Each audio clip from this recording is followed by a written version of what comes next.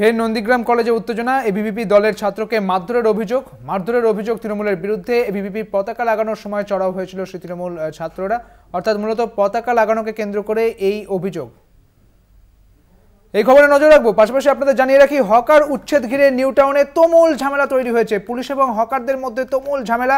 Hawker ইউনিয়নের সদস্যকে আটক করে নিউ টাউন থানার পুলিশ নিয়ে গিয়েছে। এই মুহূর্তে সেই ছবি দেখতে পাচ্ছেন আপনারা। হকার উচ্ছেদকে ঘিরে দীর্ঘদিন ধরে এই সমস্যা চলছে। পুলিশ এবং হকারদের মধ্যে তুমুল ঝামেলার ছবি উঠে আসছে নিউ টাউনে।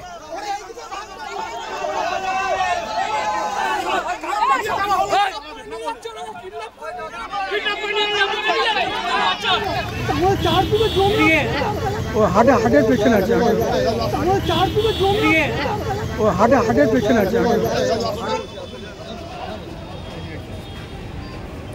আমাদের সঙ্গে রয়েছেন আমাদের প্রতিনিধি শাকিল মুস্তাক। শাকিল, ঠিক কি ঘটনা ঘটেছে, কি জানতে পারছো?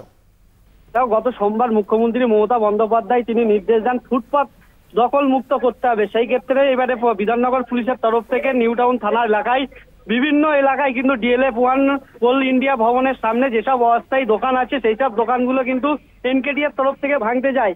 এরপরেই কিন্তু যে অস্থায়ী দোকান মালিকরা আছে সেই দোকানদাররা কিন্তু বাধা দিতে থাকে।